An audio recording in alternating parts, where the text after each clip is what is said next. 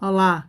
A falta de isolamento acústico em residências é um problema sério e é fonte de muitos conflitos entre vizinhos. E sobre esse tema, vamos falar com o viés do direito, com a presença do especialista, é um advogado especialista em poluição sonora, que é Valdir Arruda, autor do livro Perturbações Sonoras nas Edificações, e que vai estar conosco na live áudio dessa semana, dia 17/9. Então, convido você, aproveita para tirar todas as suas dúvidas referentes aos seus direitos, aos seus deveres e como é que a justiça se comporta diante dessas questões residenciais, tá? Aguardo você lá. Olá pessoal, é com prazer que eu trago esse tema tão importante através da Audium, parceira da Brenan Engenharia Acústica. Nesta quinta-feira, no canal da Audium, às 14 horas, estaremos lá com o advogado especialista em poluição sonora, Valdir Arruda, sendo com viés agora do direito. Ele é especialista, já tem livro publicado e a gente vai estar lá debatendo sobre esse tema. Então não deixe de tirar suas dúvidas e de comparecer à live. Eu tenho certeza que vai bombar nesta quinta-feira. Conto com vocês e vamos embora. Olá pessoal, tudo bem? Estou dando uma passadinha aqui para convidar vocês que se interessam pelo tema das perturbações sonoras para que participem da live que irei realizar junto com a arquiteta Débora Barreto, que além de minha querida amiga, é seguramente uma das maiores autoridades brasileiras em matéria de soluções acústicas. No evento, nós iremos tratar de questões bastante atuais, como equívocos na utilização de normas técnicas, defeitos construtivos por falta de isolamento acústico e atividades normais que se tornam prejudiciais aos vizinhos exatamente por conta desses defeitos. A transmissão será feita pelo Instagram nesta quinta-feira, dia 17 de setembro, às 14 horas. Para participar, basta seguir o canal Audium Acústica ou Chega de Barulho. Os links eu vou deixar aqui na descrição. Até lá!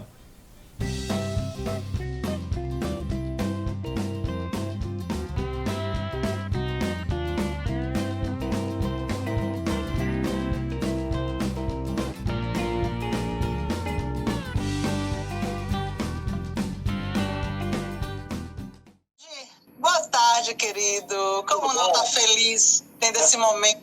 Oh, você é o querido. E a gente tem tantas coisas para explicar, tantas dúvidas. Estou aqui com o seu livro, que é uma Bíblia, que é uma referência. Fica do meu ladinho e eu uso bastante. A gente vai falar bastante sobre ele também. Você que comprou o livro? Bonitinho, daquela pirata, né? Do autor do livro que foi no interior, encontrou com o sujeito, falou, puxa, eu comprei seu livro. Ele falou, foste tu? Né? Não, você é o querido. Bom, hoje vamos começar, a gente já está aqui no horário, já temos bastante pessoas aí ouvindo, eu sei que a gente tem muito conteúdo. Eu acho que eu vou pegar também, para ouvir você um pouco mais alto, só um minuto. Marco, faz a gentileza, lá no meu home tem um fone preto. Eu sei que o pessoal está me ouvindo bem, mas eu estou ouvindo você bem baixinho, eu vou botar um fone para a gente mas já vai começando aqui. Então, boas-vindas a todos. Vamos falar sobre aspectos legais do isolamento acústico e desmistificar essas questões todas, essas dúvidas sobre normas, leis. E, claro, que em uma hora a gente não é um curso, mas pelo menos a gente fica um pouco mais seguro de como falar, de como abordar essas questões. Tá? Tem muita gente falando bobagem por aí. Então, por isso que eu convidei, não é qualquer pessoa, eu convidei uma sumidade no assunto e a pessoa que eu conheci, na verdade, na minha dissertação de mestrado, estudando, pesquisando, e depois ele me recebeu com todo carinho no escritório dele. Nunca vou me esquecer disso. E aí você abriu as portas do seu escritório, a gente bateu um papo de quase 2, 3 horas, e a partir de então a gente consolidou uma amizade que só se fortalece a cada dia, graças a Deus, tá? Eu costumo dizer que quem se parece se junta. É um pouco essa ideia. Tá, então, Valdir, gente, tem uma questão bem relevante aí, para vocês saberem, a gente tem nas nossas, na live áudio, a gente sempre busca, no final, busca contribuir com conteúdos mesmo. Mudou o som? A minha voz mudou alguma coisa? Mudou um pouco, sim. Tá, pronto. A sua voz... Acho que o pessoal está escutando bem, sua voz ficou ótima agora. Então, a gente sempre busca realmente contribuir, não é uma live de bate-papo, de conversa fiada, a gente traz realmente conteúdo, e a gente decidiu que no final de cada live a gente teria um documento que são consolidando os highlights, ou os pontos mais relevantes que a gente abordou, as coisas mais... Tem uma pessoa da áudio que está aqui acompanhando a gente, que vai fazer isso, Priscila. E depois, quem mandar e-mail, tiver interesse, pode mandar e-mail para a gente. Priscila vai colocar e-mail aqui, cursos@audio.com.br, que a gente disponibiliza com o maior prazer, tá? Então... Vamos começar. Quem quiser, manda o aviãozinho que está aqui embaixo de Valdir, aqui o aviãozinho. Aproveita para convidar as pessoas que vocês conhecem para esse momento aí de tirar algumas dúvidas. Valdir, eu conheço você muito bem, mas nem todos te conhecem. Então, quem é Valdir Arruda hoje? Fala um pouco do seu escritório, de forma bem resumida, a sua principal área de atuação. Débora, primeiramente, quero agradecer o convite, parabenizar a você e sua equipe pela iniciativa fantástica dessas lives. Eu estava vendo que são semanais. Como é que você tem fôlego para tudo isso? Né? É porque a equipe é grande, a gente distribui, não sou só eu. Cada semana é um. Cada vez te admiro mais, viu? Meus parabéns. Obrigada. Principalmente pelo conteúdo que você tem distribuído e tem trazido às pessoas. O assunto de acústica, você bem sabe, precisa de mais exposição, mais reflexão, né? Para que a gente compreenda as necessárias implicações do trabalho, tanto o trabalho da edificação, quanto o trabalho na questão da saúde e na questão do aspecto do direito. E essa iniciativa é muito importante.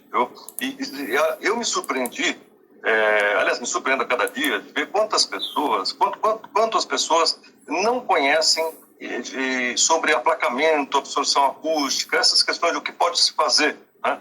Essa semana mesmo tive uma consulta de uma colega, inclusive, que ao lado dela tinha uma situação ali que era a típica situação de confinamento, né? E os técnicos que haviam visitado para tentar solucionar não deram essa solução, não encaminhavam dessa maneira. Isso mostra a necessidade de esclarecimento público, né? De conhecimento, como confinamento, né? A gente vê lá fora, né, no estrangeiro, até obras de construção civil enormes com confinamento ou pelo menos com obstáculos. Não, em Nova York tem uma lei, se você não comprovar que você vai mitigar o ruído da obra, você não pode nem começar uma obra. Não é verdade?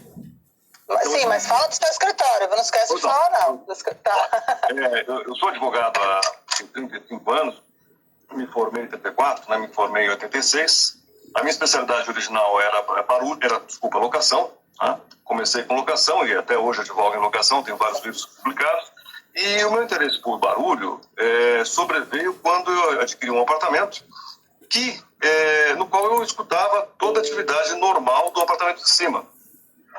Então aquilo me incomodou muito. Como eu não entendia muito do assunto, isso faz 20 anos, né? Eu resolvi falar com um consultor. E falei para ele, então, olha, está acontecendo, eu escuto minha vizinha caminhar à noite e tal, parece um tambor em cima do meu ouvido. Você vivenciou isso, eu não sabia, não. Do meu interesse na matéria. Né? E aí, ele educadamente me disse o seguinte, olha, nós seguimos todas as normas técnicas e se você ainda estiver insatisfeito, eu sugiro que procure seus direitos. Né? Eu, como achava que era a única coisa que eu sabia fazer na minha vida era procurar direitos, eu resolvi fazer isso. Segui o conselho do consultor. Foi o guia. Foi o guia. Né? Foi muito importante para mim. E, na ocasião, eu tive muita dificuldade para encontrar orientação técnica, sabe? Porque os artigos sobre a matéria eram muito esparsos. Você encontrava pouca literatura, pouca doutrina, pouca jurisprudência. Os julgados eram muito esporádicos sobre isso. Havia muito sobre contravenções penais e tal, mas sobre a parte edilícia era muito pouco. Sobre a parte da acústica era muito pouco. Eu demorei acho que 4 ou 5 meses para formar convicção de que eu tinha razão mesmo, né? Mas quando eu falei, eu vou propor ação. Né? Entrei com ação, no final das contas, depois de 20 anos, obtive o final do processo, quase o final do processo. O processo ainda depende de alguma execução. E a consultora acabou sendo condenada a nos indenizar. O importante dessa lição, Débora, é que os valores da indenização, ou seja, os valores necessários para você obter o resultado de isolamento acústico depois da obra feita, são muito, muito, muito elevados. Né? Para você ter uma ideia, nesse caso, ela ultrapassa 50% do valor do imóvel. Havia a título de comparação, o arquiteto, que você conhece naturalmente, o João Alberto Azevedo Bari, uma entrevista de coisa de 30 anos, mais ou menos, se não me falha a memória, ele dizia para o jornalista que havia no Brasil preocupação zero com o isolamento acústico nas edificações. Isso causava muitos problemas. E ele dizia o seguinte, olha, se as providências acústicas de isolamento fossem implementadas desde o projeto, o aumento de custo seria de 10% ou 15%. Depois do projeto, da obra entregue, às vezes faz com que se consiga solucionar eu não vou ficar procurando, não. Eu vou comprar um ali de... Deve ter aquele ainda não consegue solucionar em grande parte dos casos. Entendeu? Aí você percebeu como tinha um problema de informação, né? Nossa, era violento. E aí eu percebi assim, há uma necessidade de esclarecimento e de informação sobre isso, né? E nessa ocasião... daí surgiu a ideia do livro. Não, então, aí teve mais um iter aí. Tinha acabado de falecer um grande especialista em direito imobiliário, um sujeito que eu tenho uma grande admiração e devo muita inspiração a ele, que era o Biase Ruggiero, né? A quem eu até praticamente substituí na Folha de São Paulo, numa coluna que havia sobre direito imobiliário, sobre locação, e era uma pessoa maravilhosa, eu gostava muito do trabalho dele e da pessoa. Era um sujeito que nós tínhamos grande afinidade, em primeiro lugar, de prática, porque ele era especialista em locação também, e eu me tornei especialista em locação até inspirado um pouco pelo trabalho dele, que era um trabalho bacana. Na época ele participava de vários programas de televisão, etc. Mas veio a falecer até precocemente. E na ocasião a Associação dos Advogados resolveu publicar uma revista em homenagem a ele. E eu fui chamado, como sempre era chamado para escrever sobre locação. E eu disse assim ao coordenador, falei, olha, posso dessa vez escrever sobre outra matéria? Perturbação ao sossego, perturbação sonora das edificações, é matéria de direito imobiliário e interessa a todo mundo. Eu acho que tem mais interesse do que eu escrever sobre revisão de aluguel, renovatório e tal, né? Ele concordou rapidamente, que era também um grande amigo, era o Milton Pena, e ele incluímos esse artigo na revista. O artigo fez um sucesso estrondoso, né? Todo mundo comentou. Logo em seguida, o editor da revista dos tribunais, o presidente lá, que é o Antônio Belenello, grande amigo, sugeriu que eu publicasse uma monografia com esse texto, assim, um pouco mais incrementado, etc. E aí surgiu a primeira edição do Perturbações Sonoras nas edificações. Entendi. No ano 2000. Entendi, que excelente. E pelo menos, para mim é o único, eu não conheço outro livro escrito por um advogado no Brasil sobre esse tema. Das minhas pesquisas, do que eu busquei, eu nunca encontrei nenhum. E esse livro, várias pessoas estão falando aqui que esse seu livro é referência, realmente é um livro incrível. E já que estão falando do livro, já vou falar de que o Valdir gentilmente disponibilizou uma versão desse livro, tá? Novinho em folha, que está aqui em casa, e a gente vai oferecer para vocês, para quem mandar, o que a gente pensou. A gente quer conhecer as histórias, né, de vida, de vivência de pessoas, como histórias muito curiosas, muitas histórias tristes, impactam a saúde da gente, deixa eu falar um pouco sobre isso. Então, para esse mesmo e-mail que vocês viram aí, o curso@audium, quem tiver interesse em ganhar o livro, tá, de Perturbações Sonoras das Edificações, manda e-mail contando uma história que você ou alguém que você conhece vivenciou sobre ruído. A história mais curiosa, eu vou mandar para a Valdir, a gente vai escolher a história mais curiosa e a gente vai fornecer aí, enviar, você manda o endereço e a gente manda para sua casa em qualquer lugar do Brasil, tá? Então é um presente aqui meio de Valdir. Então, surgiu esse livro que é uma referência, que é a capa do livro, para quem não conhece, já está na 4ª edição, tá? E nessa, gentilmente, você fez algumas referências à minha dissertação de mestrado, muito obrigada. E aí tem o Chega de Barulho, tem um blog Chega de Barulho também, né, Valdir? Que também eu conheci esse blog, depois eu vi que você tinha idealizado. Como é que surgiu a história do blog também? Isso é bem curioso pra gente. É um blog bem antigo, muito antes de existir rede social, viu, gente? Muito antes de rede social, já existiu o blog Chega de Barulho. Esse blog, na origem, data de 99, né? Século passado, literalmente, né? Século passado. Abafa o caso. Vamos ficar sóbrios nessa questão aqui, que está demonstrando a avançada idade.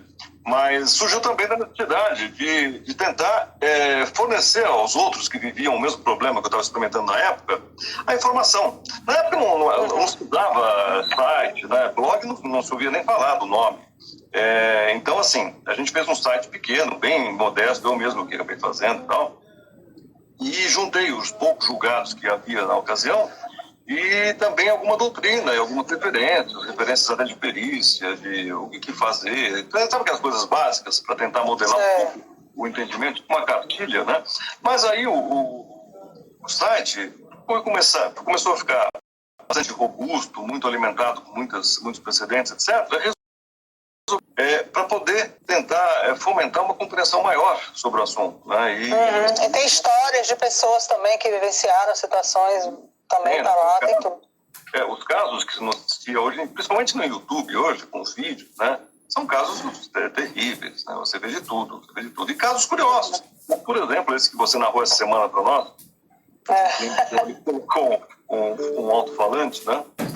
Tem dois vídeos ali no YouTube sobre um sujeito que pegou e colocou um microfone. Tinha a mesma situação, né? O vizinho fazendo barulho, etc., ele incomodado. Aí ele colocou um microfone ligado ao equipamento eletrônico que ele criou ali, não sei se era computador ou montagem de eletrônica mesmo, mas o princípio é o seguinte: o microfone captava o ruído que, se fosse superior a tantos decibéis, né? E se for durante tanto tempo, tipo 10 segundos acima de tantos decibéis, ele startava um mecanismo que fazia tocar 30 ou 40 segundos de música alta contra o aparelho do vizinho. Esse caso que ele está contando. Muito engraçado. Né? Ou seja, ele investiu toda a tecnologia.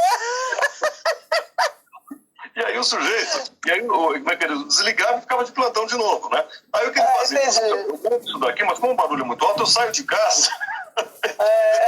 Equipamento, né? Era um método educativo, né? É o meu caso do nosso cliente. Quem quiser, gente, que eu não vou ocupar o tempo aqui falando, mas então tá no meu LinkedIn, não está no Instagram, tá no LinkedIn, Facebook. Quem quiser ter acesso a essa história, é uma história real que eu vivenciei há pouco tempo. Um cliente que gastou quase 30 mil reais em equipamento, vocês vão ver o que. Bom, então vamos puxar o saco de ninguém, não é da minha natureza, nunca fiz isso, nunca me aproximei de ninguém por internet. Eu acho que naturalmente as pessoas que elas se aproximam. Eu acho que é um pouco da nossa relação, Valdir. Existe muita... é uma coisa que é verdade. Tem muitas dúvidas sobre a questão da norma e da lei. A primeira coisa que eu quero que você esclareça aqui é esse erro com relação à aplicação das normas técnicas. Quando que norma tem caráter de lei, uma norma é obrigatória, diante da legislação, que as pessoas têm um pouco de dúvida, eu acho que explicar sobre esse assunto. É um tema importantíssimo, né? Você escolheu muito bem essa primeira pergunta, porque é uma das coisas que mais mal compreendidas, trazendo norma de desempenho para avaliar incomodidade ruidosa, sabe? Então, assim, começa falta do que é o que em cada situação, mas vamos começar pelo papel do direito sobre o tema. Então, assim, as leis no Brasil, elas protegem 3 bens jurídicos propriamente ditos. O primeiro, o sossego, o segundo, a saúde, e terceiro, a segurança. Tá? Todos dizendo respeito ao indivíduo. Então, o indivíduo tem direito ao sossego, que é a tranquilidade, né? A calma, a quietude, né? Para poder desempenhar as suas atividades. Etc. E tal, né? Tem direito à saúde, né? A salubridade é dita conceitualmente como o estado no qual a saúde funciona perfeitamente, né? E tem direito à segurança, né? E é o estado da pessoa no qual não há qualquer risco, qualquer comprometimento à sua integridade física, mental ou qualquer outro tipo que seja, né? Então, assim, a segurança ela é tão importante quanto a saúde, a salubridade e tão importante quanto o sossego para a proteção legal. Né? E veja você, Débora, eu vou dar um exemplo do artigo 1277 do Código Civil, que diz o seguinte: o vizinho ele pode pleitear a cessação da atividade prejudicial à saúde, o sossego e segurança dos que habitam o imóvel. Tá? Muito bem. Você nota o seguinte, são 2 coisas. Primeiro, o Código atual ele não fala em mau uso da propriedade, tá? Que acarretem esses prejuízos. Ele fala. Então, daí você define o seguinte: em primeiro lugar, a atividade que pode prejudicar para o vizinho, de modo a atentar contra a saúde, sossego ou segurança, ou sua segurança, eles podem ter origem tanto no uso normal como no uso anormal. Tá tudo bem a conexão? Tá tudo ótimo. Então podem ter origem tanto no uso normal como no uso anormal do imóvel, tá? Desde que seja prejudicial. Isso é muito interessante, porque às vezes a gente tem a impressão, a gente associa a nocividade ao uso anormal. Tá? Fala, não estou abusando da utilização, então não posso estar prejudicando o vizinho. Não é verdade. Às vezes o uso normal pode estar prejudicando. Em quais situações? Em diversas situações. Tá? Mas uma delas, e a mais importante sem dúvida alguma, é o defeito construtivo. Nós não vamos abordar isso mais, né? Mas voltando à origem da aplicação da lei, e portanto da norma, a lei tem uma conotação abstrata, né? Quer dizer, médio abstrato. Dizer para você que algo prejudicial à sua saúde pode ser combatido, né, judicialmente, é compreensível? Claro que sim, você sabe muito bem o que prejudica a sua saúde, o que prejudica o seu sossego, o que prejudica a sua segurança, né? Em termos de emissão ruidosa. Então, perguntar para um médico, né, o que vai prejudicar a sua saúde em termos de ruído, ele vai dizer provavelmente um número de intensidade sonora, de pressão sonora, né, um número de decibéis. Tá? Ele vai focar na intensidade. Tá? Se você perguntar para o policial, ele vai falar do volume, né, que é a mesma coisa. Cada um vai ver a sua área, entendi. Mas sempre focado o quê? Em pressão sonora e intensidade. Tá? Ninguém vai falar para você a componente coral. Né? Algum, talvez conheça um pouco melhor a situação, vai falar em impulso, né? Como é que chama? Um impacto, alguma coisa assim. Mas sempre voltado à intensidade. Tá? Então, o que eu quero dizer é o seguinte, a compreensão de saúde, segurança, sossego, ela é normal, como diria aí o Emílio, lá da Jovem Pan, é o afegão médio. Né? As pessoas comuns, elas compreendem o que é prejuízo à saúde, prejuízo à segurança, prejuízo ao sossego. Agora, então qual é o papel da norma, né, ao complementar a legislação? É facilitar a especificação do quanto nociva pode ser aquela emissão específica. Né? Entendi. Então, por exemplo, se uma norma vier a me dizer que 35 decibéis, acima de 35 decibéis, podem prejudicar a minha saúde, eu tenho mais facilidade de aferição do que simplesmente o meu testemunho, o testemunho do policial, o testemunho do médico. Então por isso que a legislação se referencia à norma, entendi. Que essa informação é para estar na norma. Às vezes ela faz a referência, porque não é necessário. É muito comum a gente ver, e esse ponto é importante explicar, é muito comum a gente ver na área penal a ausência completa de medição e completa de conversa sobre decibéis. Né? Então vai lá, observou que existe ruído, desempenha seu papel. Né? Se houver prisão, houver processo, o que seja, aquilo não se inicia numa medição técnica, entendeu? Por quê? Porque a lei penal simplesmente fala perturbação à tranquilidade. Perturbação, entendi. Etc.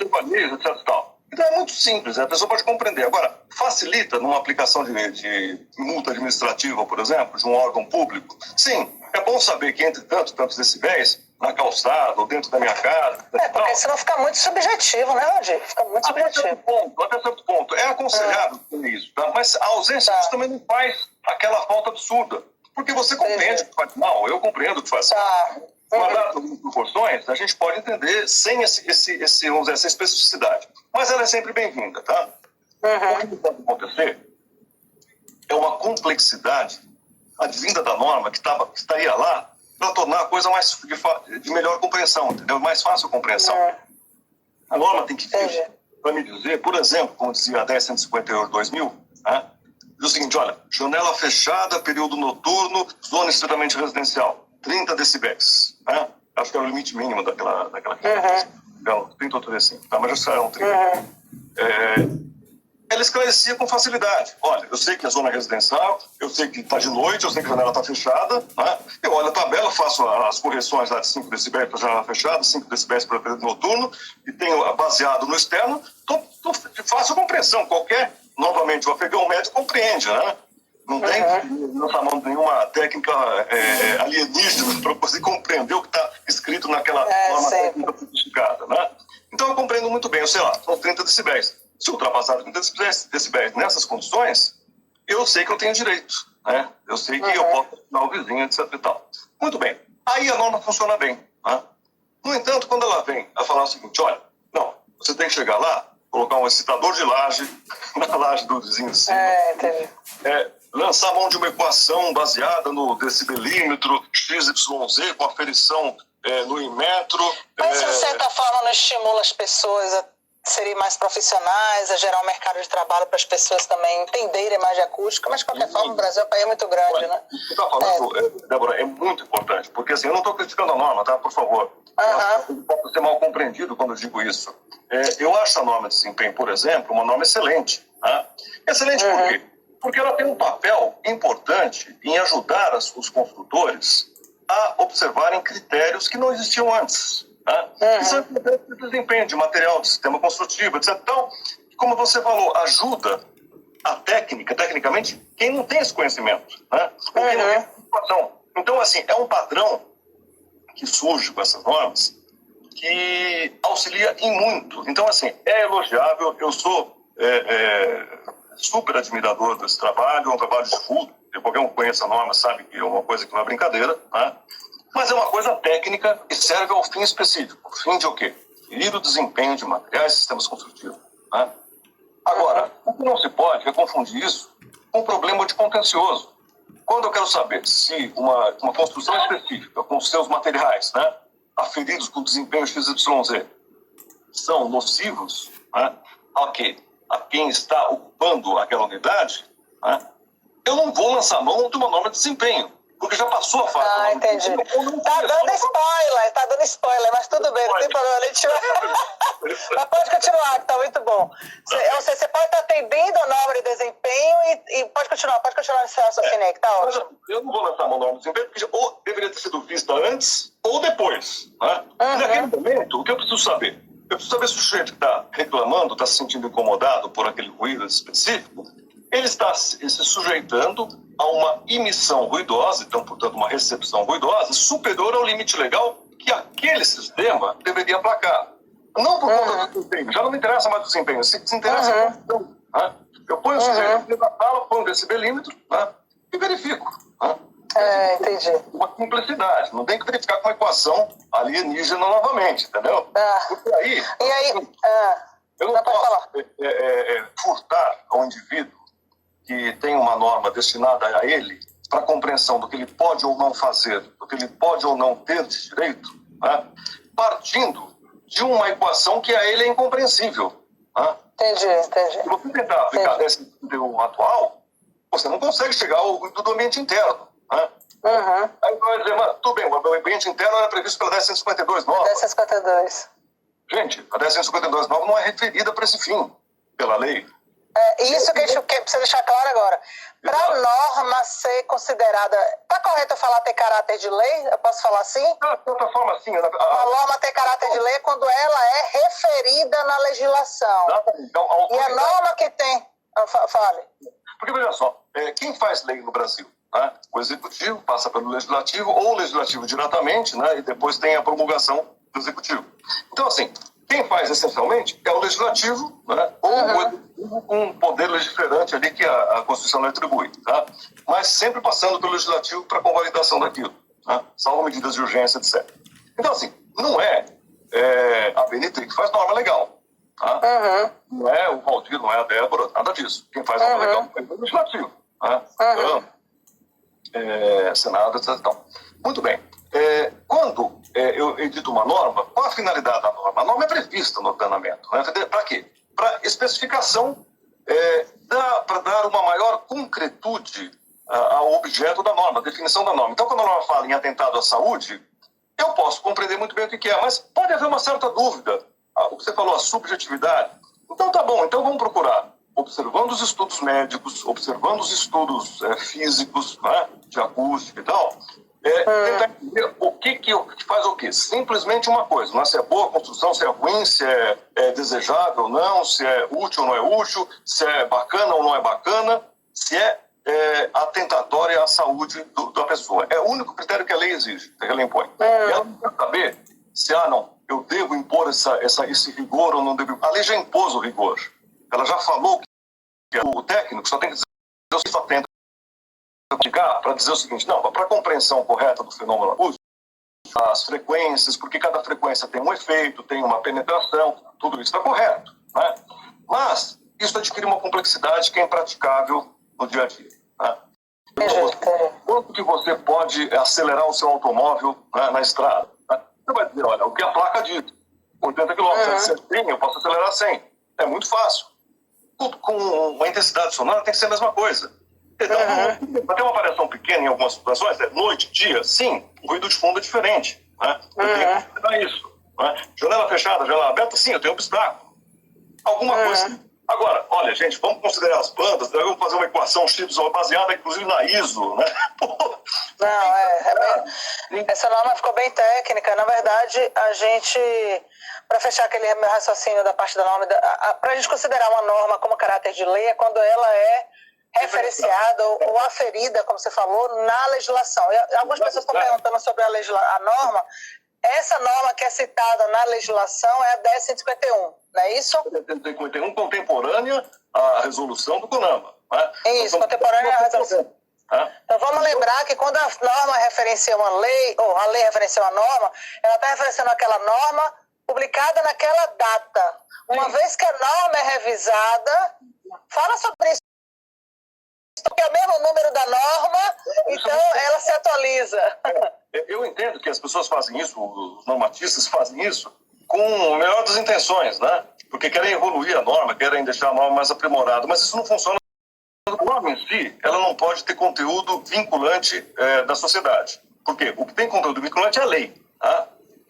Então, assim, a norma ter conteúdo vinculante, isso acontece em várias situações, eu preciso que alguma lei antes a norma existente para dizer, olha, essa norma que existe, ela indica um limite legal que a partir do qual há insalubridade para a pessoa. Tá? Eu fiz como lei, eu atribuo a força que eu tenho, tá? como legislador, como lei, aquela norma específica, a norma técnica. A norma técnica foi feita pela pessoa, que não é o legislador. Mas o legislador abonou aquela norma. Como eu verifiquei, minha equipe já viu, e faz acima daquele nível, eu digo que são prejudiciais à saúde. É o seguinte, ninguém pode, como você sabe, de acordo com a nossa Constituição, desconhecimento, não é? Eu não sabia da lei, não interessa, a lei vigora para você do mesmo jeito. Toda nova regra vinculada por uma legislação, apontada pela legislação como vinculante, ela pode ser pública. Ela não pode ser pública. Entendi. Eu tenho que ter acesso transparente, como eu vejo uma lei no computador, na internet. Esse é um problema. O segundo problema é que é o seguinte, eu não posso alterar o conteúdo dessa norma mais. Mas, rapaz, isso aí pouca gente sabe. Eu faço parte do comitê várias revisões. Entendeu? Eles perceberam que tal critério não é o melhor dos critérios. Parece o primeiro. Tem ruídos, por exemplo, limítrofes, né? Bombas de pressão, isso acontece muito com bombas de recalque, coisa assim, de 30 e poucos decibéis, que você não consegue mensurar, que não dá medição, aferição para fim de laudo e para fim de judicialização. Mas aquilo incomoda profundamente. Né? Uma sofisticação de critérios seria bem-vindo isso. Né? Agora, o incomum. O comum é ser técnico em acústica, ter o conhecimento que você tem para compreender o fenômeno. Isso é importante, porque assim, que está sofrendo com a festa do vizinho. Né? Então, ela tem que ter conhecimento de uma norma ISO. É completamente inútil. Entendi. Seria um complemento, mas não uma... Então, quer dizer que mesmo sendo revisão de norma, com o mesmo... Não é. Você pode muito bem dizer o seguinte, se eu fizer uma correção da norma, tá? Mudar o conteúdo essencial, então, por exemplo, para estabelecer que era 30 decibéis o limite, tá? Apontou que um certo componente tonal, uma certa banda de oitava, etc. Tal, faz um... Não mudou a essência da norma, dá para se entender que houve uma questão de mera revisão. Entendi. Se eu encontrar o ruído interno, né, de ambiente interno, 1051, que antes havia muito claramente e tal, você em algum momento da legislação? Para outras situações. Para outras situações. Constituída paulatinamente, né? Porque surgiu há um certo conflito entre as dicções delas, etc. E tal. Isso não chega a causar problema, porque é o seguinte, olha só, nós estamos falando que o prejuízo é sempre em favor, a análise é sempre feita em favor da vítima, né? Então, estamos falando em malefício à saúde, que é problema, e a maior parte das vezes em relação de edificação, é problema de consumo. E tudo, tá? Então, não é a vítima, tá? Mas o importante é que não haja muita confusão. A norma técnica tem que esclarecer, né? Não confundir, não dificultar. Eu acho que, como bom conselho para esse tipo de elaboração, teria que ter duas normas. Tá? Uma para dizer qual é o parâmetro comum, tá? O parâmetro simples e modo compreensível. O outro para dizer qual a solução técnica. Então, por exemplo, você sabe muito bem que uma situação de U acústico, sabe aquela situação de ponte, eu não sei se todo mundo está familiarizado com o fenômeno, você tem reverberação, tem aumento de volume no final de pressão sonora, tá? E tudo isso é um fenômeno complexo, que tem que ser tratado por equações mais sofisticadas para encontrar a solução, tá? Nada obstante, eu sei muito bem que lá em cima daquele apartamento, onde eu estou medindo, não me interessa se veio por reverberação, se veio por fonte direta, de onde veio aquele ruído. O importante é saber que a pessoa que eu estou observando está sujeita àquela emissão ruidosa. Entendeu? Simplesmente. Tá? Claro que os tons graves são mais prejudiciais? São. Tá? Mas e daí? A diferença em relação à pressão sonora é mínima. Tá? Então, se eu disser assim, 35 decibéis acima disso é nocivo, está muito bem dito. É o que a norma precisaria dizer, pura e simplesmente. Nesse sentido, a 1051 de 2000, ela é excelente. É uma norma, assim, poucos defeitos você consegue apontar naquela norma. Para esse filme, eu não estou falando da certificação técnica. Não, tinha muitas coisas de erro no procedimento de medição e tal. Tudo bem. Mas entendi, ficou muito claro, mudou a estrutura da norma, isso aqui complicou. Deixa eu fazer um comentário de... alguém está fazendo... Bom, tem algumas perguntas, um abraço para Fred Brenan, que é o nosso coordenador lá em Pernambuco, e Ludmila Correia, que é grande amiga e doutora em acústica. Ela fala o seguinte: mas no momento em que se diz parâmetros normativos vigentes, a norma em validade no momento continua. Ela ficou confusa com relação a isso. Olha, veja só, Ludmila, é muito apropriada a sua dúvida, porque essa dúvida assalta todo mundo. Eu recebo ligação de pedido o tempo todo, perguntando, doutor, mas qual nome que eu aplico aqui? Tá? De cara a gente já descarta 1535, porque a norma de desempenho está na norma de proteção acústica de salubridade. Então, assim, dito isso, o importante é o seguinte: falar que normas vigentes, né? Que normas são essas? Tem normas de coerção social, né? Então, assim, a gente achando que a vigente é a mais atual. Tipo assim, se foi avisada, a vigente é desse ano, é recente. Então, afastar das normas outras, vamos falar das normas técnicas, você acaba sempre alçando a legislador quem não é. A BNT não foi votada, nem por mim, nem por você, para legislar sobre a matéria. Educação, na pública, né? Que presta um serviço nacional. Importantíssimo por gente muito competente. Não estou criticando isso, pelo amor de Deus. Não, entendi. Eu acho importantíssimo, aliás, admiro enormemente o trabalho da BNT. Só que, assim, há críticas importantes, porque a função ali da norma, nesse aspecto, tá? Estou falando de salubridade acústica, é apontar um índice conhecida com aferição médica. Né? Se nós olharmos o trabalho, por exemplo, do Fernando Pimental de Souza, que é neurofisiologista da Universidade excelente. Ele fala o seguinte: olha a observação séria que ele faz em vários estudos dele, que estuda o ruído no sono. Tá?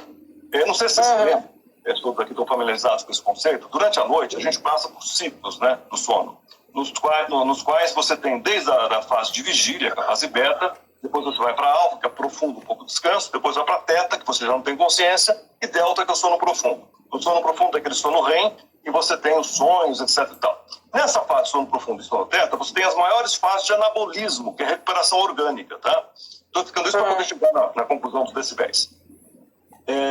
E passa por isso por 1h30, esse ciclo todo dura 1h30 a cada vez, e você passa por 4 ou 5 ciclos durante a noite para se recuperar e para se refazer, né, seu descanso. Então, o que acontece? O doutor Fernando observou que, olha a importância, a sofisticação da pesquisa dele, tá? Que com 32 decibéis de caráter impulsivo, tá? você consegue tirar uma pessoa do sono profundo, sono delta, tá? Onde ele está sonhando e tal, etc., que é a maior fase do anabolismo do organismo, tá? E é um sono breve, de 15 minutos aquela fase, coisa assim, tá? Eu posso estar errando alguma coisinha, mas é mais ou menos isso.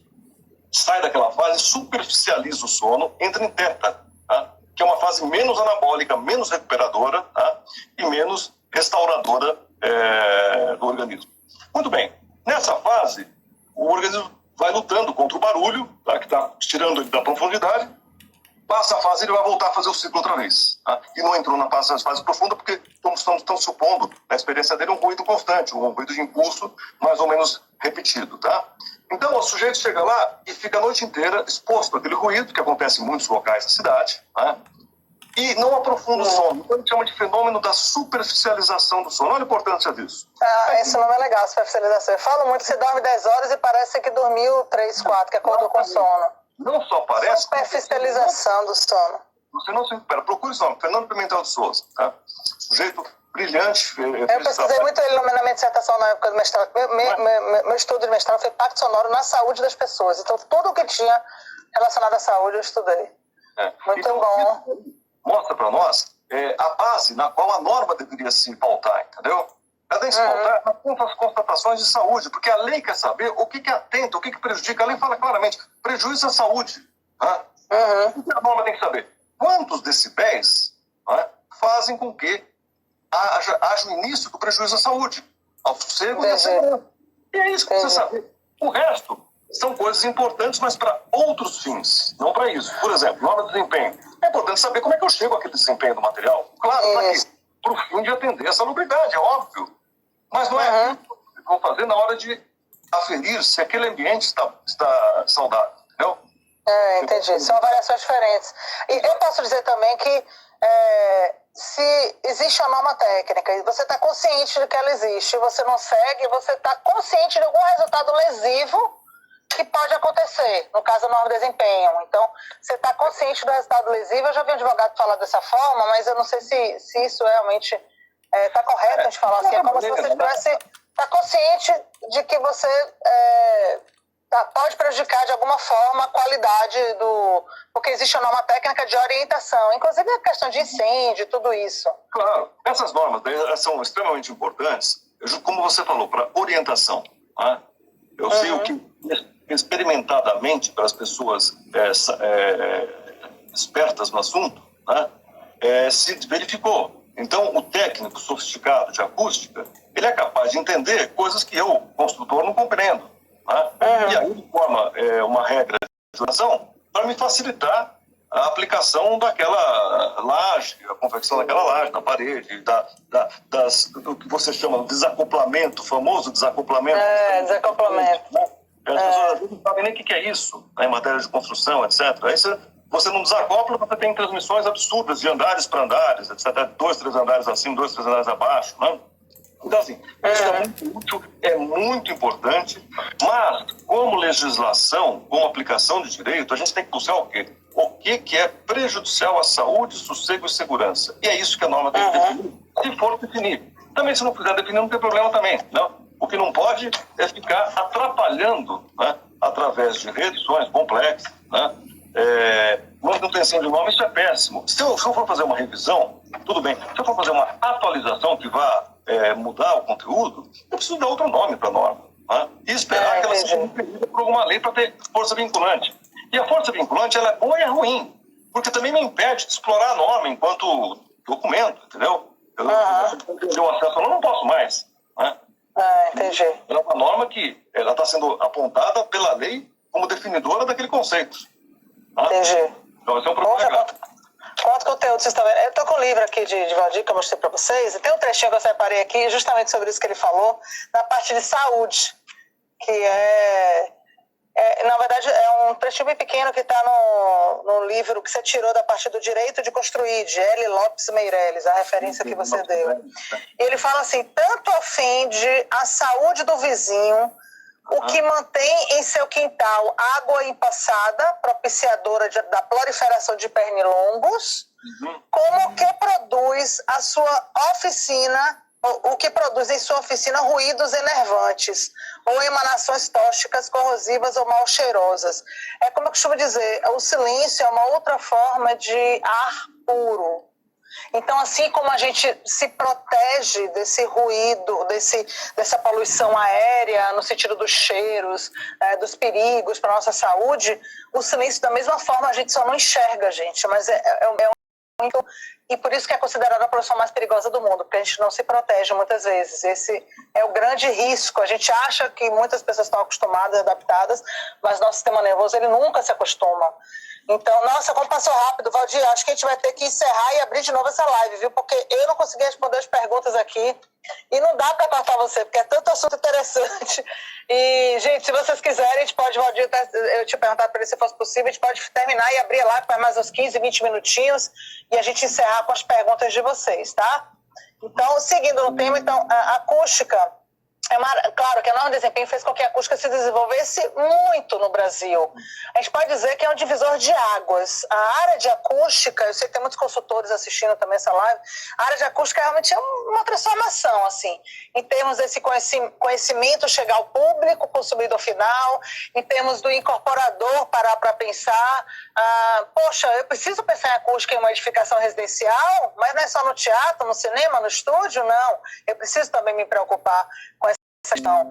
Agora, um dos grandes erros das incorporadoras é a gente presta muita consultoria para incorporadores, são clientes muito queridos e eu busco sempre conscientizar, ensinar, sabe que a gente tem esse papel didático na áudio, né? Somos 4 professores da empresa e a gente busca sempre ter esse papel mesmo de alguma forma fazer diferença por meio do conhecimento, porque para mim o conhecimento transforma, isso é fato.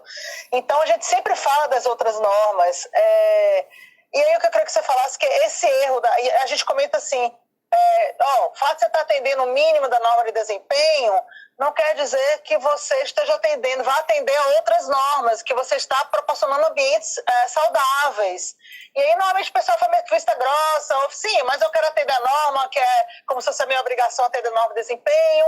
Então, como é que você vê essa coisa do mínimo, do intermediário, do superior, esses requisitos que tem a norma de desempenho? Alguém perguntou aqui, só para não deixar, a norma de desempenho, sim, a norma de desempenho não é lei, tá? Alguém perguntou aqui, a Priscila, não é lei, mas como o Valdir falou muito bem, é um desempenho da edificação, a norma técnica que deve ser seguida, porque você está garantindo a qualidade do seu produto, tem um outro objetivo. Só não misturar, não é que é mais ou menos importante, são funções diferentes. Então, a nossa norma de desempenho do Brasil das edificações residenciais, aqui 575, é a única das que eu conheço no mundo, eu já pesquisei várias, que tem mínimo, intermediário e superior em se tratando de desempenho. Eu queria sua opinião sobre isso, porque esse mínimo da norma é uma vergonha, tá? Para quem não sabe, é o mínimo, nenhum país do mundo se aproxima desses requisitos mínimos da nossa norma de desempenho. É muito complicado, né? Isso eu acho que é um pouco consequência, primeiro de um trabalho de muito vulto, né? Essa norma de desempenho é enorme, né? Ela é enorme, trata de muita coisa ao mesmo tempo, né? Então você conseguir compatibilizar tantos critérios, tantas necessidades, tantas perspectivas de solução numa norma, cria, às vezes, esse tipo de situação, né? E uma outra coisa é de onde que nós estamos falando. Nós estamos falando do Brasil, um país que tem dimensões continentais, né? Isso. Então, é muito óbvio que no sertão de alguma parte do Brasil, você não vem a ter as mesmas condições sonoras de uma cidade, né? E você não precisa ter as mesmas condições acústicas e de isolamento. Então, se você prever uma norma para aplicação nacional, você talvez tenha que prever alguma coisa como isso. Mas a norma em si, ela não diz respeito exatamente a isso. Isso eu acho que é uma perspectiva. Ela diz respeito a uma questão de padrão construtivo, né? E aí, padrão construtivo, sim, aqui é um problema sério. Porque é o seguinte, eu posso até estabelecer um padrão melhor do que outro, tá? Para uma questão de orientação técnica. Desde que o padrão mínimo fosse aquele abaixo do qual não há perda de saúde, sossego e segurança para o indivíduo, entendeu? Eu posso ter mais sofisticação, não menos, né? Entendi. O mínimo não poderia ser o mínimo que existe hoje, né? Ele tinha que ser o mínimo que já seria o máximo da lei, o máximo que a lei existe. Entendi. O mínimo não pode fazer mal para a saúde, tá? Para o sossego e para a segurança. Acima daquilo, você pode ter o que você quiser. Você pode ter silêncio de estúdio, né? Você pode ter silêncio de igrejas, pode ter o que você quiser. Tá? Aí pode ter padrão elevado, mas o mínimo tem que ser superior ao que a lei protege. Tá? Isso, vamos dizer, se fosse a aplicação da norma como lei, o que não é o caso, tá? A norma de orientação. Né? É importante, razoável, séria, tudo isso, mas não é o caso para nós avaliarmos o que? A incomodidade acústica. Né? A sujeição da pessoa a prejuízo no seu sossego, na sua saúde e na sua segurança. Então isso é meio com a vergonha, né? Esse mínimo intermediário superior. O mínimo intermediário superior é como se você estivesse dizendo que somos todos seres humanos, né? Como se alguns seres humanos tivessem... A gente está falando de saúde, né? Se a gente está falando de saúde, então a gente fica sem conseguir entender.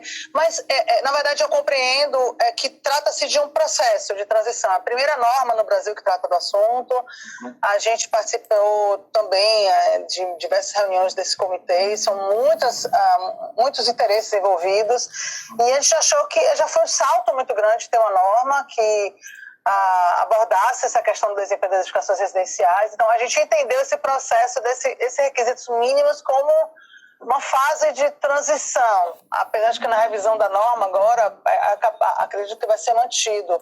Mas esse mínimo, eu sempre falo para meus clientes, esse mínimo não é conforto para nada.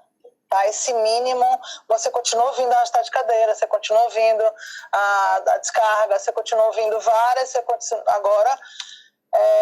se é o mínimo para o padrão construtivo de um local muito, muito tranquilo, uma cidade muito pequena, muito tranquila, aí eu entendo, teria esse caráter do mínimo, mas não, a pessoa está tendo um mínimo numa avenida super ruidosa de São Paulo.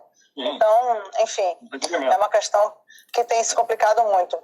Então, para deixar bem claro aqui, se o empreendimento atender a norma de desempenho, tá? 15575, não quer dizer que ele está atendendo a outras normas técnicas de acústica, né, Valdir? Eu sempre falo isso, mas quero que todo mundo ouça você falando, a sua idade falando isso, um advogado. Eu tenho conversado com você outras vezes, né? Você fala certos detalhes da 15575, a gente nem abre a 15575 aqui, entendeu? Por quê? Porque ela não tem nada a ver com o foco do contencioso que a gente faz. O contencioso que a gente faz tem a ver, quando muito, com a 10151. Entendeu? E às vezes obras de construção civil, então a 10152 por outra referência ali. Mas assim, é muito pouco. E o que interessa saber é um limite legal estrito de intensidade. Né? Raros casos, você identifica componente tonal, você identifica caráter impulsivo muitas vezes, tá? Mas fora isso, tem maior sofisticação. O fenômeno é simples. E se for complexo, você cai em situações nas quais... Eu tenho uma decisão aqui, que quem quiser verificar, tem uma palestra ali que eu proferi para a Escola Paulista da Magistratura, está no meu YouTube, tá? Valdir de Arruda Miranda Carneiro, na Escola Paulista da Magistratura. E tem uma decisão excelente de um desembargador do TJ de São Paulo, que é um dos juízes que eu mais admiro, que é o Dr. João Salete. Tá? E ele é um sujeito muito consciencioso, etc. E aí ele proferiu uma decisão num caso, ele falou o seguinte, olha, se você verificar um caso no qual a construtora tiver observado as normas técnicas e ainda assim houver prejudicialidade, não interessa a observação da norma técnica. Tá? O que interessa é verificar se as outras provas demonstram que há o prejuízo à saúde do indivíduo, entendeu? Por princípio, a proteção tem que ser plena. Né? Se a norma não foi suficiente para garantir isso, esse fim, por isso que a norma está a serviço do direito, entendeu? Não ao contrário.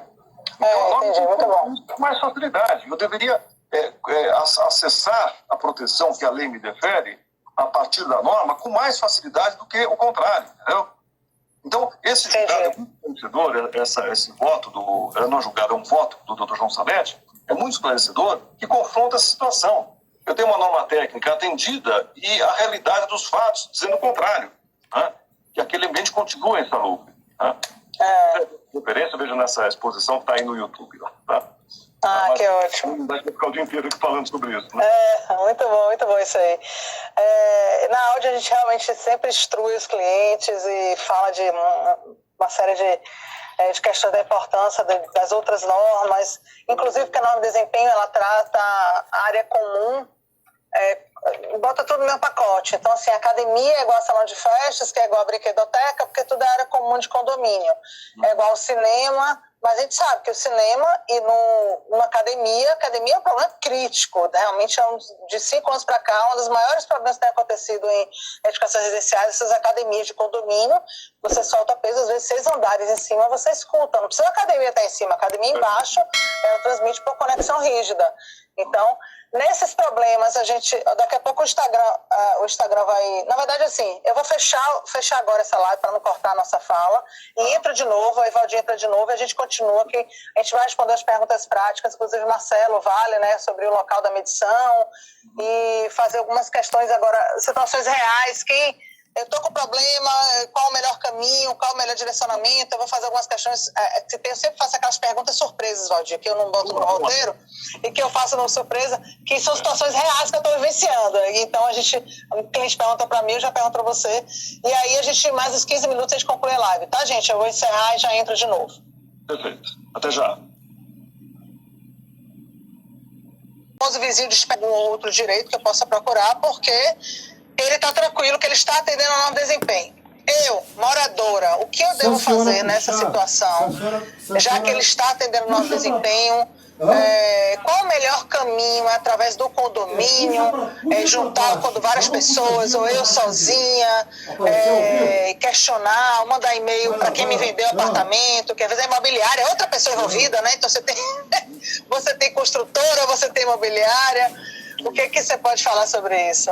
Olha, o mais prático, dá várias soluções, né, mas vários caminhos. Mas o que funciona mesmo acaba sendo a judicialização. Né? O que eu costumo recomendar para os meus clientes é o que eu fiz para mim e o que funciona. Primeiro, faça um laudo com alguém habilitado na compreensão da 10.151, tá? Esqueça a norma de desempenho, esqueça todo o resto. Falo da 10.151 de 2000, tá? Para que fique bem claro qual é a norma que me refiro, muito simples, o laudo é medição de intensidade sonora dentro do apartamento, em cada cômodo, conforme ou um ensaio, se houver colaboração do vizinho, ou uma tocaia que se precise fazer. Tá?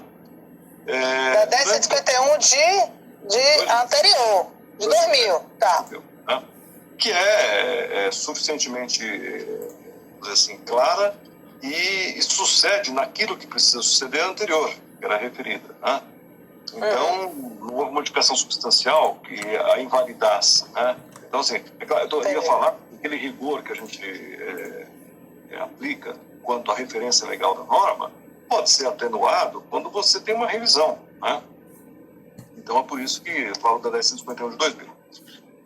Feita essa medição, a gente parte para utilizar, conforme o tipo de conflito, né? Eu estou com um conflito muito sofisticado com o construtor e tal, eu costumo usar o tabelião também para fazer uma ata notarial, para atribuir um valor mais robusto à prova unilateral. Tá? Então, ele vai acompanhar a diligência do perito, vai atestar tudo aquilo que ele percebeu, né, durante a diligência, durante a avaliação, e corroborar com a sua ata notarial, que descreve aquilo que ele percebeu, então descreve o número de decibéis que ele viu o decibelímetro aferir, descreve a aferição desse decibelímetro atual, né?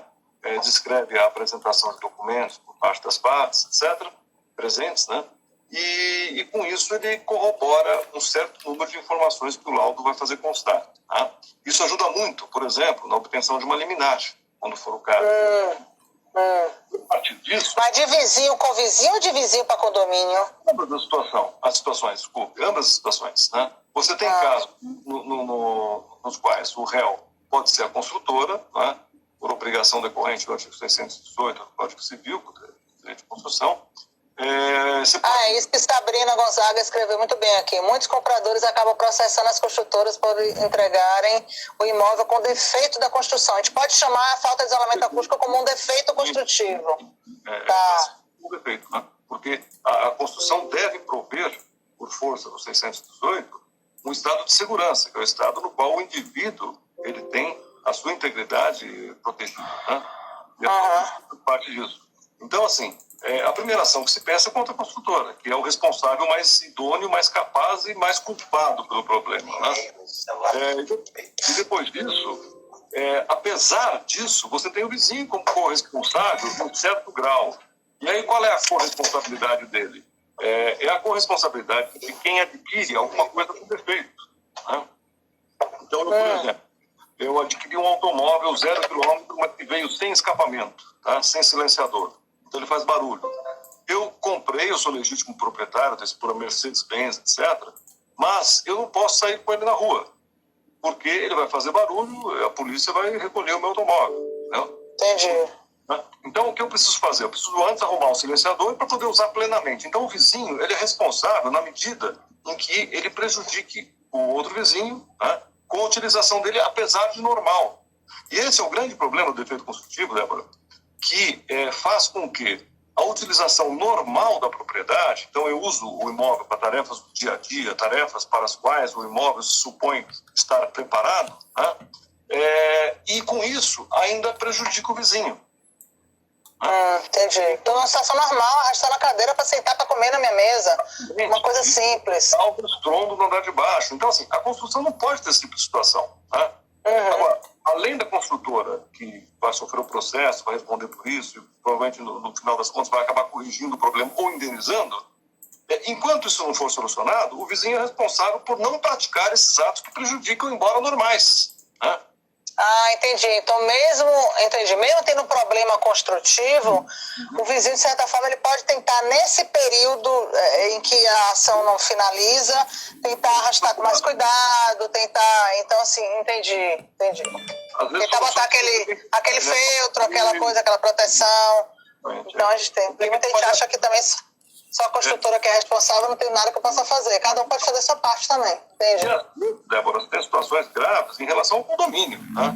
E aí na área específica, arquitetura, né, há erros de projeto que são gravíssimos, né? Por exemplo, colocar a área de lazer de criança infantil ali, que é um playground onde as pessoas gritam, as crianças correm para lá, correm para cá, ao lado dos dormitórios, né? Então, o sujeito vai lá, não consegue dormir a partir das 7 da manhã, quando as crianças começam a brincar, né? Entendi. Então, isso é erro de projeto. Agora tem que arrumar esse tipo de coisa. Localizar, posicionar bem. Eu falo isso, que eu fui conselheira do CAU, ainda sou hoje conselheira do CAU, estou terminando a segunda gestão como conselheira do Conselho de Arquitetura e Urbanismo da Bahia, e quando eu falo para os arquitetos, eu comento muito isso, que a boa acústica ela nasce no projeto, né? Você posicionar bem, né? Vou botar uma academia embaixo do quarto, Então, assim, um garage band, então, assim, pensar nesses ambientes. Uma situação muito comum é a cozinha colada ao dormitório, né? E aí você vê a pia acoplada à parede, né? Aí o sujeito bate uma panela lá na hora que vai lavar a louça, o outro tá no dormitório 3 andares acima, dá um pulo da cama, né? Entendi. Tá, Valdir, vou fazer mais uma última pergunta também para não tomar seu tempo. Tem o Matheus Ferreira, mora do lado de uma serralheria. Nessa pandemia, eu acho que o nosso diretor comercial, Marco Antônio, estava conversando com você, né, Matheus? E ele está do lado da serralheria. Ele passa muito tempo em casa, tal, que ele está dizendo que está vivendo um inferno, mas o que ele comenta? O bairro é residencial, mas só que essa serralheria já está lá há muito tempo. E então, aquela coisa, que chegou primeiro, o ovo ou a galinha? Eu queria que você falasse um pouco disso em relação à poluição sonora. Tá lá uma igreja funcionando o tempo todo, ninguém nunca reclamou, a igreja, todo mundo do bairro vai para a igreja, e de repente chega uma pessoa que se muda e não vai para a igreja, não gosta da igreja, e aí a pessoa, não, mas você que chegou aqui, a igreja já estava aqui antes, que nessa serralheria, né? E aí, ele tem direito pelo fato de estar lá mais tempo? Como é que a justiça vê isso? Tem duas coisas aí que são importantes, né? A primeira é a preocupação que você levantou, e a segunda é a confirmação social, né? Que hoje está muito na moda, quando você fala em rede social, você tem seguidores sem confirmação social. Mas o que eu acho...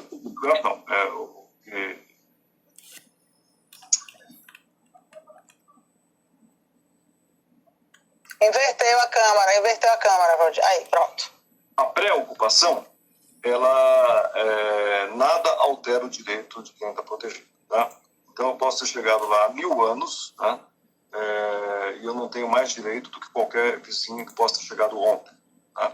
Então, a pré-ocupação foi uma teoria muito usada no começo das discussões sobre ruído no Brasil, tá? E olha que eu falo aí de 1940, 1930, tá?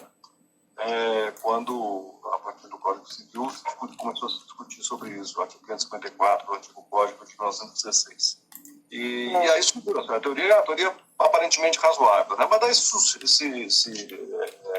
pacificou o seguinte, que a norma, uma vez que a municipalidade, que rege as regras locais, né, autorize aquele tipo de ocupação, então, por exemplo, era uma zona industrial, passou a autorizar a residência ali também. Então, toda a região tem que se adequar às necessidades da nova possibilidade de ocupação, entendeu? Então, assim, sim, tem que tomar o cuidado, confinamento, aplacamento, flutuação, tudo que tiver que fazer para evitar que o seu ruído perturbe o vizinho. O vizinho continua a ter pleno direito, tá, de fazer cessar a atividade da serralheria, tá, enquanto esta não tome as providências acústicas necessárias para fazer com que as suas atividades normais para ela, tá, não prejudiquem. Inclusive, isso daí é contravenção penal, né, que é exercício de profissão ruidosa. Tá? Tá vendo? Então a serralheria tem que investir no isolamento acústico, a serralheria, independente dela estar lá desde antes. Uma coisa importante, viu, Débora, se lembrar que a gente fala muito de proteção, de judicialização civil, mas a maior parte dos problemas de acústica, de perturbação ruidosa, eles têm um paralelo na lei penal, né? Ou em contravenção penal, ou em crime ambiental, inclusive, sabe, conforme o caráter difuso da perturbação e tal. Então, às vezes a gente não lança a mão de todos os recursos legais possíveis, né? E acaba tendo uma proteção inferior, né? Então, às vezes é muito vulnerável para o cliente, não no caso de construtora, que aí você não está diante desse tipo de problema, então é um dos casos que não há paralelo penal, né? Mas no caso de, por exemplo, um vizinho ruidoso que faz algazarra ou abusa de instrumento sonoro, né, um bar, por exemplo, há ao lado do ilícito civil o ilícito penal, né? Perseguido também, processado, aliás, inclusive para ajudar a solução do problema, né? Né? Tem várias situações e cada caso é um caso, e claro que a gente não tem como na live abordar todos os temas. Tem o caso de elevador, que a Sabrina até comentou aqui, a gente venceu um caso de um casal que, assim, o filho, ele era recém-nascido, ele não conseguia mamar no apartamento, o ruído do elevador. E ele deu entrevista, que, assim, ele acabou dando entrevista para a televisão, que eu indiquei ele falou que é a sensação de como se fosse uma tortura, e que ele sai de casa e que aquilo acompanha ele onde quer que ele vá. Então, é o que eu sempre falo nos cursos que eu dou sobre norma de desempenho, que a gente precisa ter, a gente precisa se apropriar dessa responsabilidade do processo de projetar e de construir, gente, que a gente está impactando vidas. É muito sério isso, não é? Assim, é você pensar que realmente as pessoas estão ficando doentes por conta do seu exercício profissional, da forma como você encarou isso.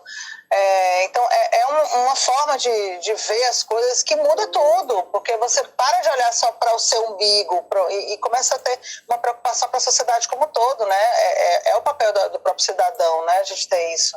É um pouco a minha visão de mundo, mas enfim. Vamos pouco a pouco. E uma coisa que eu preciso salientar, porque às vezes eu falo tanto de que a norma tem que ser mais simples, tem que ser a norma que oferece a maior facilidade de compreensão, e às vezes parece que eu estou desprezando as outras. Eu não estou fazendo isso, não. Eu sei. Eu muito essas normas, como a 15535, que trouxe vantagens enormes para todo mundo, né? Principalmente quanto à comunicação, né? Tem critérios rigorosos, critérios cujas perspectivas são questionáveis. Sim, claro, praticamente toda norma tem, né? Mas o principal é a aplicação incorreta, né? Aplica-se de uma coisa que não é o objetivo dela e não é para isso que ela serve. Então, o que ela serve é para orientar, né? Orientando bem de serviço, né? Entendo bem, a orientação, As pessoas têm que se conscientizar do que está na 15535, para que nós temos, como sociedade, um passo além, um passo adiante, né? No sentido de conseguir habitações melhores, cidades melhores. E seres humanos mais saudáveis, naturalmente, vai impactar a economia e vai impactar tudo, na verdade. Claro. Valdir, como Valdir Arruda, advogado, essa sumidade no Brasil aí, e autor do livro Perturbação Sonora das Edificações Urbanas, o único livro escrito por um advogado sobre esse tema no Brasil, que já presenciou tantos conflitos, inclusive você pessoalmente, eu nem sabia que você tinha vivenciado isso, devido à falta de isolamento acústico. Que mensagem final, Valdir, você poderia deixar, você quer deixar direcionada a incorporadores e construtores, não para o morador que está sofrendo, que é um outro, e a gente já orientou bem esse morador aqui, o que ele deve fazer. Agora, para quem está ouvindo a gente, e essa live, vou tentar deixar compartilhada, porque a outra eu não consegui, que mensagem você deixaria com relação à responsabilidade, aos riscos, né? Porque você tem muitas causas ganhas, né? Contra a construtora. Você tem uma história, o livro está registrado aqui inúmeras causas. E aí as pessoas...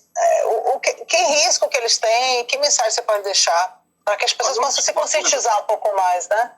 Uma mensagem que eu gosto muito de encampar, porque não é minha originariamente, é do João Gilberto Azevedo Bari, né, que você bem conhece, seu colega, né?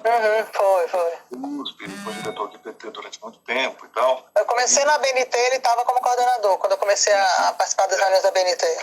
Eu conheci pessoalmente muito pouco, algumas poucas ocasiões em palestras e tal, mas o trabalho dele é um trabalho fenomenal sobre o assunto, né? E das muitas entrevistas que ele já deu, ele fala a questão da necessidade de uma preocupação maior do ramo de construção, né? Quanto ao isolamento acústico, porque isso é um problema inevitável, você não tem como escapar disso, né? Em algum momento, né? Hoje as pessoas litigam muito mais do que litigavam há 10 anos, e há 10 anos estavam litigando muito mais do que 10 anos antes, inclusive, né? Pra você ter uma ideia, Débora, quando eu escrevi a primeira edição do Perturbações Sonoras, eu encontrei no país inteiro, a pesquisa era mais difícil naquela época, né? Mas eu encontrei 30 julgados sobre o tema. 30. Eu estou falando de Brasil. No Brasil todo. É muito pouco. Você não tinha precedente, você não tinha orientação, você não tinha nada. Hoje, o número de julgados é incontável, né? Eu não sei quantos, na última edição do livro, não lembro quanto eu coloquei agora, é o número qualquer onde eu parei, porque eu tinha tanto julgado que eu não conseguia juntar mais, senão ia ficar um livro de repertório de jurisprudência, que não era o propósito. Né? O propósito era pelos principais casos. Então, hoje a coisa se superdimensionou de acordo com a necessidade real. As pessoas estão mais conscientes de que o atentado à sua saúde é muito grave, né? E essa gravidade tem que ser levada a sério, porque o equívoco de se entender que a perturbação ruidosa diz respeito a um mero luxo, sabe? Vamos dizer assim, a sofisticar, a supérfluo. Isso tem que ser superado, porque a experiência mostra, as pesquisas médicas mostram, e o próprio dia a dia nosso mostra que não é isso, que a situação é uma situação muito grave, as pessoas são levadas à loucura, literalmente. Você vê casos gravíssimos decorrentes de perturbação ruidosa entre vizinhos, que poderia muito bem ser evitado. Eu acho que 2 coisas seriam muito úteis socialmente falando, de se melhorar sobre isso. Primeiro, construtoras tem um pouco mais de atenção à questão, sabe? Na fase do projeto. Vão evitar muita coisa. Um projeto bem feito, que aloque apropriadamente os ambientes, né, já evolui muito. Priscila, anota isso aí para botar nos highlights, viu? Outra coisa, flutuação de pisos, né, desacoplamento de elementos, sabe? Por exemplo, pia encostada na parede da cozinha, acoplada na parede da cozinha, que está ao lado, está fazendo... De quarto. Ao lado do quarto. Mas é uma coisa que não há necessidade alguma. Por que não se faz uma coisa bem pensada em relação... Hoje vai melhorar muito o custo, né? E a segunda coisa, eu acho que tem que destinar ao Estado. O Estado tinha que fazer o seu papel, né? A polícia tinha que ser mais rigorosa em relação às questões que envolvem o ilícito penal, né? E aqui, claro que não é o ambiente para se falar disso, mas muito iria se aliviar dos problemas em geral que as pessoas vivem de perturbação ruidosa se houvesse uma atuação mais austera do Estado, sabe? E olha, uma crítica importante, Débora, é a seguinte: muito se fala aí em ilícitos de menor potencial ofensivo, tem que se atenuar o rigor, etc. Não, olha, é justamente o contrário, né? Se você for ver a escola de Chicago, com aqueles estudos lá da teoria das janelas quebradas, etc., mostra que onde se tolera ilícitos pequenos, você tem a base para a construção dos grandes ilícitos. Né? Seja, interessante isso. É a impunidade que gera a delinquência. Né? Então, a gente tem que deixar com que a pessoa tendente a delinquir tenha receio da lei. Né? E até aproveito uma expressão do meu querido afilhado, que eu sempre gosto de citar, o Caio Coppola. Ele diz assim que em contraponto a bandido bom é bandido morto, ele fala bandido bom é bandido morto de medo da lei e da justiça. Né? É verdade. Interessante. Que se restaure o temor da aplicação da lei. Isso sim. O nosso ambiente atual de impunidade, ele é péssimo para tudo. Né? E principalmente, as consequências econômicas desse estado de coisas são terríveis. Com certeza. E isso me lembrou aquela frase que diz: quem é honesto no pouco é honesto no muito, né? O desonesto no pouco é desonesto no muito. É isso mesmo. Fábio, tu perguntando qual é o limite máximo de ruído. Fábio, eu recomendo que você leia a 1051, tá? Varia muito, depende do bairro, depende do horário, tem várias questões envolvidas. E esses dois me ajudaram no meu problema de academia. Tito é um cliente nosso que mora em cima de uma academia, coitado, como ele estava sofrendo, a gente deu uma solução para a academia, está em obra, em breve ele com tanta segurança, propriedade e simpatia por Valdir, que discurso esse documento para vocês, disponibilizamos com o maior prazer. Próxima semana, quinta-feira, às 14 horas, estaremos aqui em live, cada semana com uma pessoa diferente. Neto, vamos mudar totalmente de tema. Não assistiu aquele filme Axé, que teve no cinema aí. Sim, ele foi um dos que foi entrevistados. E eles vão falar sobre empreender em áudio profissional no Brasil. Porque também tem essa questão de todo mundo... Desculpa. O limite máximo do... já falei, não dá para dizer limite, porque depende muito do horário, já vi isso aí. O meu produtor aqui, Marco. Uma coisa legal, essa pergunta do Fábio, eu acho, não é isso? É o quê? Essa pergunta foi do Fábio, né? Qual é o limite, né? É aquela dificuldade que nós falamos do começo. A função da norma deveria ser essa. Me permitir afirmar qual é o limite básico. Aí tudo bem, tem desdobramentos daqui e dali, mas eu não consigo nem você consegue. Se a gente fazer 10 perguntas, a gente não consegue responder a pergunta dele, né? Que é uma pergunta simples. Eu quero saber o que eu posso produzir de ruído e a que ruído que eu posso estar sujeito. Né? E eu, com as normas, aí não consigo. Né? Mas aquilo que prejudica a saúde, ele procurar o seu advogado e, a partir da proteção que a lei já oferece em sentido amplo, ter o direito dele resguardado. E nesse livro... Valdir não pediu para fazer propaganda do livro, não, mas eu faço porque o livro é bom. E esse livro tem toda a informação, todos os dados, os limites legais, e tem tudo, muita informação. Quando tem algum cliente com problema que decide que quer colocar na justiça, construtora, tal, e aí fala que vai convidar advogado, vai contratar advogado. A primeira coisa que eu falo, manda seu advogado ler o livro, porque os advogados sabem muito pouco sobre acústica, muito. Eu fico ensinando, eu fico constrangida. Eu falando da legislação, falando da norma que está citada na legislação. Eu falei, você que devia estar aqui. Eu fico pensando, né, devia saber mais do que eu. Mas, enfim, a gente acaba vendo isso. Nossos cursos áudio de cursos, temos cursos no igrejas, onde a gente fala muito de isolamento acústico, da proteção também desse ambiente, tanto de dentro para fora quanto de fora para dentro também. Vai acontecer no dia 29/9 aqui.